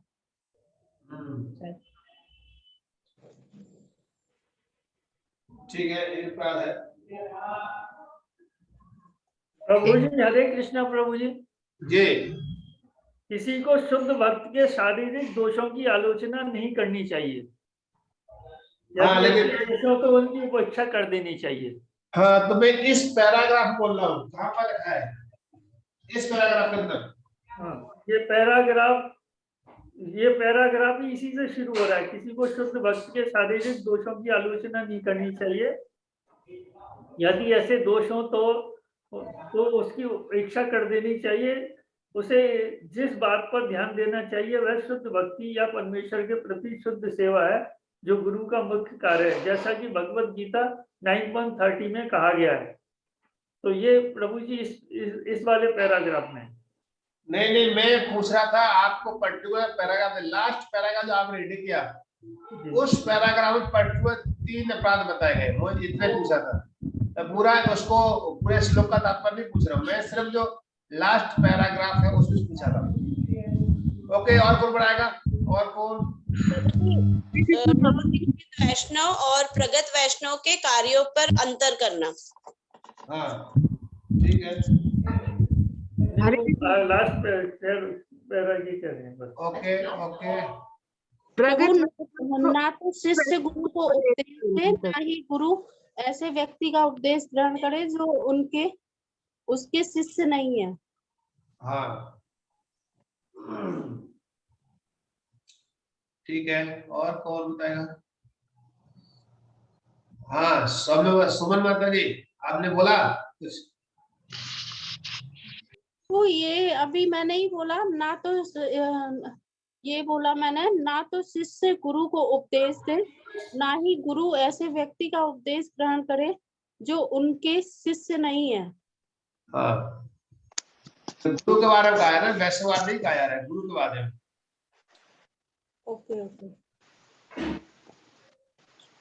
ओके जी, शशि माता जी एक बोलिए। पॉइंट रह गया। हाँ श्यामांगी माता जी बोलिए, आप बताइए। हाँ जी, जो शक्ति संपन्न वैष्णव है उनके प्रति ईर्ष्यालु नहीं होना चाहिए। ओके, वेरी गुड, बहुत सुंदर। और शशि माता जी बोलिए। हरे कृष्ण प्रभु जी, जाति और कुल के आधार पर किसी को निम्न नहीं समझना चाहिए। अगर किसी को गोस्वामी की उपाधि प्राप्त हुई है और उसका पिता ब्राह्मण नहीं है तो उसको नीचा नहीं समझना चाहिए, ये वैष्णव अपराध। बहुत सुंदर। मैं पूछ रहा हूँ सिर्फ लास्ट पैराग्राफ से पूछ रहा हूँ मैं। ये 74 पेज पे है, दूसरा पैराग्राफ। नो, दूसरे पैराग्राफ नहीं पूछ रहा, मैं लास्ट पैराग्राफ से पूछ रहा हूँ। लास्ट पैराग्राफ से पूछ रहा हूँ मैं, पूरे श्लोक से नहीं पूछ रहा, जिसमें पर्टिकुलर प्रभुपाद जी लिखे हैं। तो वो अब बोल दिए ना सबने, मैं क्या बोल, आप तो बोल दिए चित्त गोविंद को, आप तो बोलिए कुछ भी। आप कुछ मत बोलिए, अच्युत गोविंद आप मत बोलिए, आपका तो हो गया, अब और को बोलने दीजिए। ओके, रामदेव जी, रामदेव शर्मा जी। कृष्णा प्रभु जी। हरे कृष्णा। हरे कृष्णा प्रभु जी, मेरी आवाज आ रही है? आज आ रही है, आपकी आवाज बहुत अच्छी आ रही है। हाँ प्रभु जी, इसमें ये है कि शक्ति संपन्न वैष्णव पर किसी प्रकार की अनुशासनिक कार्यवाही का सोचना भी अपराध होता है। उसे उपदेश देना या उसकी त्रुटियों में सुधार करने का प्रयास करना अपराध पूर्ण है। Okay, very good, thank you. Okay, Rashmi माता जी, रश्मि। हरे कृष्ण प्रभु जी। हरे कृष्णा प्रभु जी, जो शुद्ध भक्त की आलोचना करता है वह अपराध करता है, और जो उनके चरण कमलों का, जो व्यक्ति वैष्णव के चरण कमलों पे अपराध करते हैं वह कोई आध्यात्मिक लाभ नहीं उठा सकते, वह भी एक अपराध है। और इसी तरह शक्ति संपन्न वैष्णव पे किसी प्रकार की अनुशासनात्मक कार्यवाही का सोचना भी अपराध है। अच्छा, गुड, थैंक यू। अर्चना माहेश्वरी। अर्चना माहेश्वरी।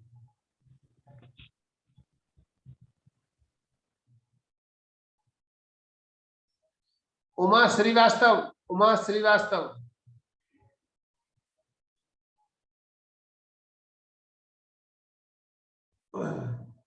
नवनीत सिंह। नवनीत सिंह जी। नहीं, ये सब कहाँ गए? लगता है फोन लगा दिया है, कहीं गायब। पुष्पा बंसल माता जी। पुष्पा बंसल माता जी।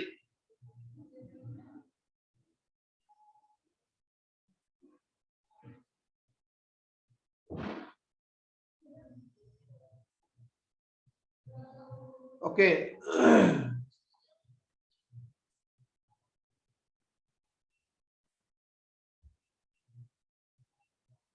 अब सभी ध्यान से सुनिए मैं जो बोल रहा हूं। जिन भक्तों ने ये पैराग्राफ में नंबर 1, नंबर 2, नंबर 3 ये 3 अपराध ध्यान से सुनिए। जिन भक्तों ने ये जो बताया है, ये 3 अपराध में प्रभुपाद जी लिख रहे थे, पर्टिकुलर लिखे हैं कि अतः प्रत्येक व्यक्ति को सतर्क रहना चाहिए। यहां से शुरुआत होती है, आप बात कर लीजिए उसमें बुक में है। प्रत्येक व्यक्ति को सतर्क रहना चाहिए कि वह शक्ति संपन्न वैष्णव या शुद्ध वैष्णव के प्रति ईर्ष्यालु न हो। नंबर 1, ये पहला अपराध हो गया। दूसरा, इसी तरह शक्ति संपन्न वैष्णव पर किसी प्रकार की अनुशासनात्मक कार्रवाई का सोचना भी अपराध है। नहीं, इसके ऊपर तो हमको पनिशमेंट देना चाहिए। इसके लिए तो इतने बहुत बड़ा वो किया है, इसको पनिशमेंट मिलना चाहिए, अनुशासन दिखाना उसके ऊपर। तो ये एक अपराध लिख रहे हैं। और तीसरा है उससे उपदेश देना या उसकी कृतियों में सुधार करने का प्रयास करना अपराधपूर्ण है? ये एक है अपराध, त्रुटि देखना है। ये 3 हो गए। ये 3 जो है ये पक्के अपराध है। इसको प्रभुपाद जी ने हाईलाइट किया है यहाँ पर। इसका उदाहरण दे रहा हूं। एक बार चैतन्य महाप्रभु जो है गोविंद गए उनके पास में, और गोविंद जाकर के उनको बताए महाप्रभु क्योंकि गोविंद साथ में रहते थे हमेशा। चैतन्य महाप्रभु हमें सन्यासी हैं और गोविंद उनका साथ में रहते हैं, लेकिन सन्यासी और कोई भी साधारण भक्त में बहुत अंतर होता है। तो चैतन्य महाप्रभु को कहने लगे, चैतन्य महाप्रभु मैं ना ये सोच रहा हूँ, आप सन्यासी हैं, आपको ना बहुत ज्यादा प्रसाद नहीं ग्रहण करना चाहिए। आपको तो और ये जो एक विधवा है, एक विधवा स्त्री है और उसका बच्चा है, क्यों चैतन्य महाप्रभु उस विधवा स्त्री के बच्चे से बहुत प्रेम करते थे। वो बच्चा आता था तो बच्चे को प्रसाद दे दिया, उसको बिठा लिया, गोद में बिठा लिया, तो चैतन्य महाप्रभु प्रेम करते थे उससे। तो वो भक्त ने बोला चैतन्य महाप्रभु ये ठीक नहीं है, क्योंकि आपके बारे में लोग ना द्वंद्व भावना सोचेंगे, ये विधवा स्त्री है और ये सन्यासी है, वो बच्चे से क्यों प्रेम करता है, तो इसलिए आपके बारे में वो अच्छा नहीं है और लोग गलत सोचेंगे। तो आप उस बच्चे को दूर कर दीजिए और उससे इतना प्रेम मत कीजिए। तो चैतन्य महाप्रभु सन्यासी है और स्वयं भगवान भी है, लेकिन गोविंद ने क्या किया, गोविंद को ने सजेशन दिया चैतन्य महाप्रभु के लिए। तो गोविंद से कहा, गोविंद तूने बहुत अच्छा किया, मुझे आपने मुझे बचा लिया, अरे मेरा पतन हो जाता, ऐसा चैतन्य महाप्रभु कहा। और बाद चैतन्य महाप्रभु कहा ऐसा करो गोविंद, तुम बंगाल चले जाओ और बंगाल जाकर तुम प्रचार करो वहां जाकर के। चैतन्य महाप्रभु कहा तुम कहाँ जाओ, बंगाल जाओ और बंगाल में जाकर के तुम प्रचार करो, और वहां पर बहुत आपकी आवश्यकता है और आपके प्रचार की बहुत जरूरत है वहां पर। बस चैतन्य महाप्रभु ने गोविंद को कहाँ भेज दिया, बंगाल भेज दिया। अब गोविंद यहाँ रोने लगा कि हे महाप्रभु मुझे अलग मत कीजिए आपसे, मैं तो आपके चरणों की सेवा करूंगा, मुझे अलग मत कीजिए। लेकिन महाप्रभु ने कहा नहीं गोविंद तुम वहां जाओ। तो गोविंद को भगवान के चरणों से दूर हो गया। क्यों दूर हुआ? क्योंकि उसने एक सन्यासी के प्रति दोष देखा उनमें, उनको एक उपदेश करने का प्रयास किया उसने, लेकिन उसको अधिकार नहीं है। सन्यासी के लिए कोई व्यक्ति उसको अपने अधिकार से नहीं बता सकता उसको। हाँ सन्यासी आप चर्चा कर सकते, लेकिन सन्यासी के लिए कोई जनरल व्यक्ति जाकर के उनको उपदेश करता है, नहीं महाराज जी आपके अंदर ये आप कर रहे हो, गलत कर रहे हो, आप ऐसा है वैसा है, उस हमको स्वाद नहीं देता उसके बारे में। तो इसलिए यहाँ कहा गया है यहाँ पर उसे उपदेश देना या उसकी कृतियों में सुधार करने का प्रयास करना अपराधपूर्ण है। शूद्र के प्रति, सन्यासी के प्रति हमें कोई अधिकार नहीं है, क्योंकि उसको सीधे डिवोटी आप बता सकते, हाँ किसी दूसरे से कह सकते हैं, बता सकते हैं, सजेशन दे सकते हैं, लेकिन हमें अधिकार नहीं उससे। इसलिए महाप्रभु ने कुछ कहा नहीं उसको, लेकिन क्या किया, महाप्रभु सीधा उनका भेज दिया, महाप्रभु भेज दिया उनको, गोविंद हाँ तुम चले जाओ, तुम्हारी बहुत जरूरत है, क्योंकि ये फिर अपराध करता रहेगा मेरे प्रति और अपराध करेगा मेरे प्रति। इसलिए चैतन्य महाप्रभु ने उसको तुरंत वहां से बदल दिया। तो ऐसा होता है, कई बार हमें पता लगता नहीं है, लेकिन ऐसे हमसे सूक्ष्म रूप से अपराध हो जाते हैं। तो हमें इस तरह, हमको वैष्णवों के इस तरह से अपराध क्षमा बचना चाहिए कि हम कैसे बच सकते हैं। तो एक बहुत बड़ी एक शिक्षा है। ओके, तो आज ये श्लोक का यहाँ पर लिखे हैं कि यही इस छठे श्लोक में श्री गोस्वामी का के उपदेश का यही सार है। क्या सार है कि हमें वैष्णवों से, नवनिश्चित भक्तों के लिए इस तरह से हमें बचना चाहिए, अपराधों से, वैष्णव अपराधों से बचना चाहिए, शिक्षा है इस श्लोक के माध्यम से। तो आज हमें कुछ, क्योंकि हम आधे श्लोक कर चुके हैं और अब इसके बाद जो है, जो उपदेशामृत का जो आगे के श्लोक जो होंगे वो दूसरी तरफ टर्न लेंगे।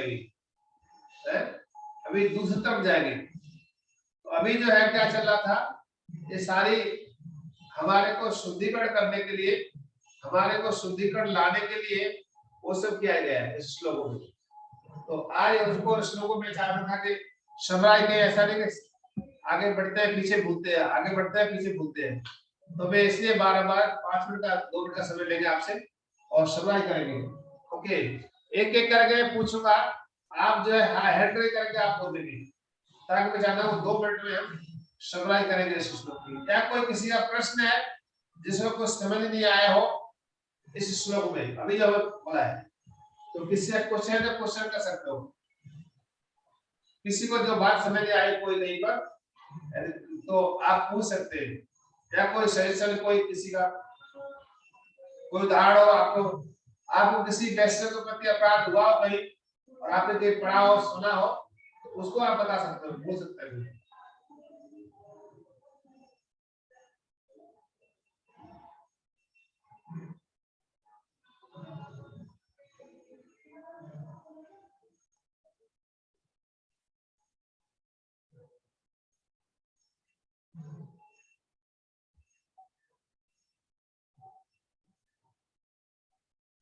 ओके, तो कोई किसी प्रश्न नहीं है तो हम समझ करेंगे। तो पहला श्लोक जो है, पहला श्लोक में श्री रूप गोस्वामी ने क्या बताया है, कौन बताएगा उसको? पहला श्लोक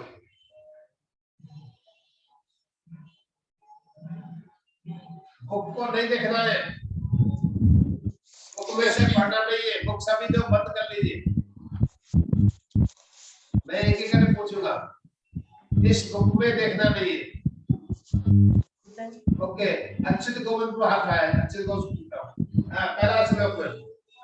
प्रभु जी, इसमें जो 6 तरह के वेग हैं उनको कंट्रोल करने के लिए बोला गया। वाचो वेगम, जिह्वा वेगम, क्रोध वेगम, मनो वेगम, उदर उपस्थ वेगम। बहुत सुंदर, बहुत बढ़िया। तो ताली बजाओ प्रभु जी के लिए, सब लोग ताली बजा दो। हरिओम। ओके, दूसरा श्लोक में क्या बताया गया है, कौन बताएगा? कई लोग हाथ उठा रहे थे। हाँ,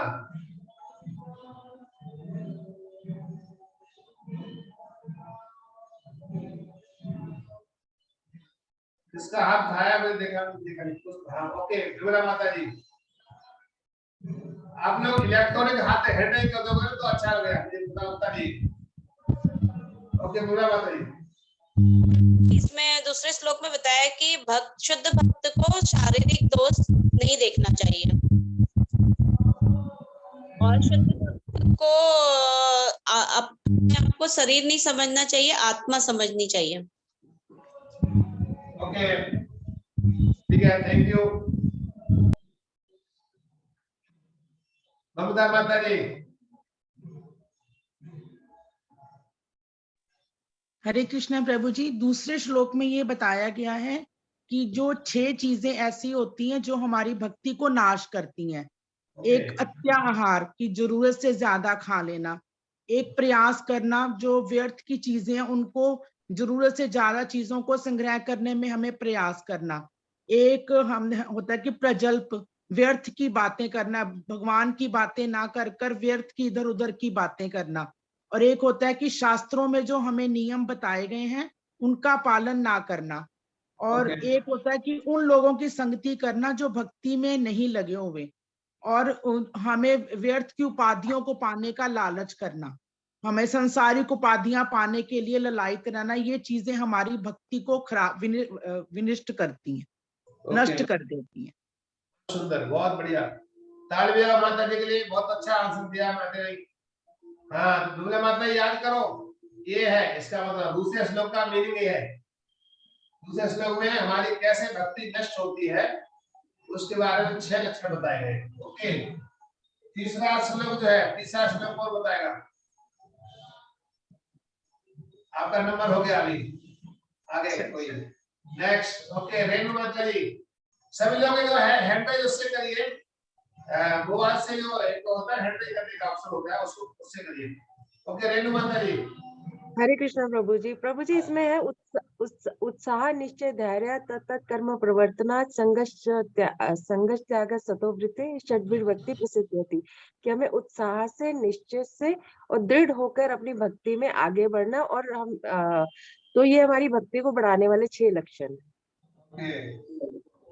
आप पढ़ के बोल रहे हैं कैसे देख रहे हैं? नहीं एक्चुअली दुबई में करवाया था तो मैंने 4 श्लोक पहले वाले याद कर लिए।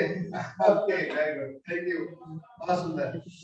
तो ये जो है 6 लक्षण है जिसके द्वारा हमारी भक्ति बढ़ती है, पीछे हमारी भक्ति घटती है, भ्रष्ट होती है, वो अच्छा बताया। 6 लक्षण इसमें बताए गए कैसे हमारी भक्ति बढ़ती है।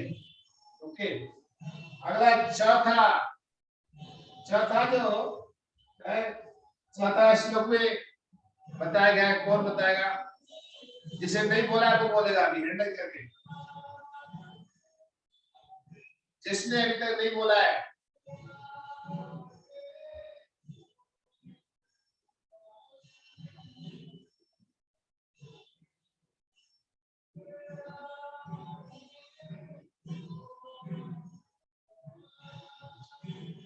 अभी सब लोगों को याद करने को बोला जाएगा, सारे श्लोक कंठस्थ करने हैं।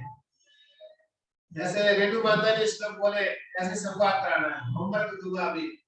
तो इसलिए अभी आप इतना अभी भूलते जा रहे हो, इसलिए सोचा कि ये लोग पढ़ भी रहे हैं, सब आगे चलते आ रहा है, ये भूलते जा रहे हैं। तो कैसे याद करोगे? इसे याद करना है। ओके, कौन बताएगा? अरे बहुत सुंदर, सरल है, भूल गए तुम लोग।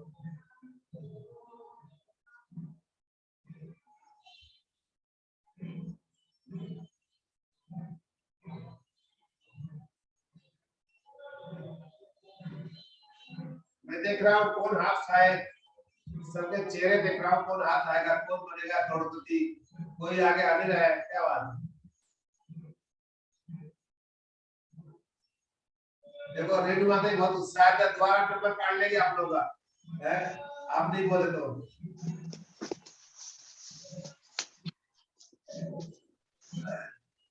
हाँ, सुमन माता थोड़ा प्रयास तो कर रही है। हाँ, सुमन माता बोलो।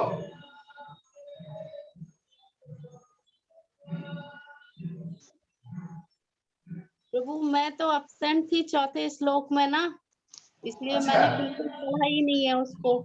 ओके, ठीक है, अच्छा गुड। लेकिन मुझे लगता है उसमें वो सायुज मुक्ति और इन सब चीजों के बारे में है शायद। नहीं, वो नहीं है। ओके, श्यामांगी माता जी बोलिए, श्यामांगी का हाथ में हुआ।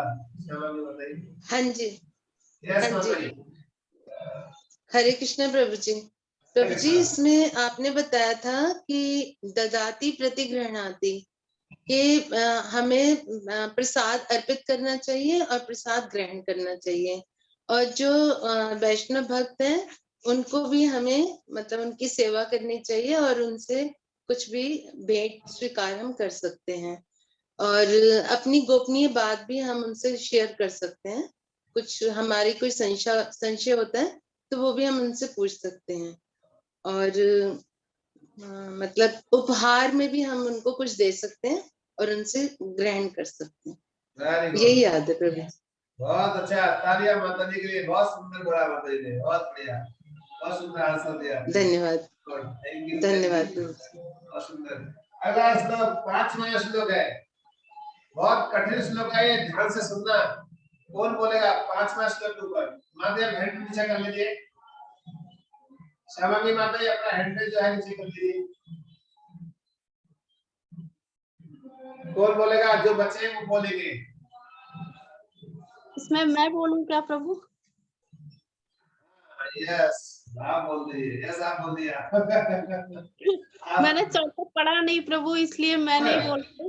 लेकिन 5वें श्लोक में हमें 3 श्रेणी के जो अधिकारी होते हैं उनके बारे में बताया गया है। कनिष्ठ अधिकारी, मध्यम अधिकारी और उत्तम अधिकारी। कनिष्ठ अधिकारी वो है जो मतलब अभी अभी दीक्षित हुआ, दीक्षित क्या अभी अभी माला करना शुरू किया है, और मध्यम अधिकारी वो है जो मतलब दीक्षा हो गई है उसकी, तो वो मध्यम अधिकारी में है। और जो उत्तम अधिकारी है, उत्तम अधिकारी वो मतलब वो सबसे श्रेष्ठ है, वो प्रचार भी कर रहा है, गुरु जिस तरह से निर्देश दे रहा है उनके निर्देशों का पालन कर रहा है, तो वो उत्तम अधिकारी के उसमें है। बहुत अच्छा, बहुत सुंदर, थैंक यू, बहुत सुंदर आपने बोला, बहुत बढ़िया। सब माताएं ताली बजाइए सब लोग। अरे जो बोल रहे ताली बजा दो, जो नहीं बोल रहे ताली बजाओ कम से कम। ताली बजाने में क्या खर्चा होगा? ओके, और 5 श्लोक हो गए और एक छठा श्लोक है। तो छठा श्लोक में क्या बताया गया है? ये तो बहुत सरल प्रश्न है, कौन बताएगा? छठा श्लोक में क्या बताया गया है?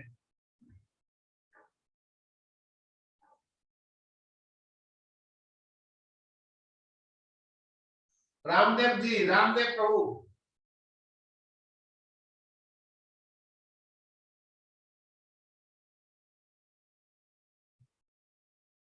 अर्चना माहेश्वरी माता जी, अर्चना जी। जी प्रभु जी। यस, कुछ बोलिए। आज सुना ना कुछ आपने? नहीं सुना? नहीं प्रभु, नहीं आता है।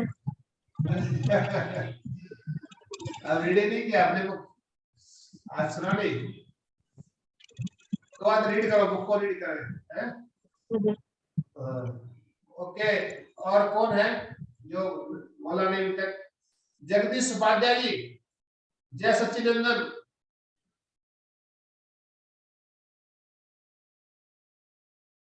जय सच्चिदानंद प्रभु।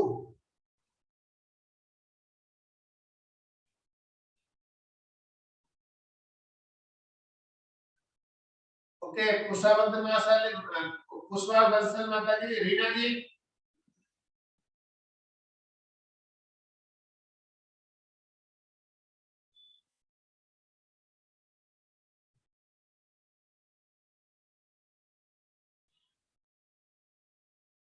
सौम्या शर्मा, मैं इसलिए बोल रहा हूँ जो लोग बैठे हैं सुन रहे हैं। सौम्या शर्मा माता जी।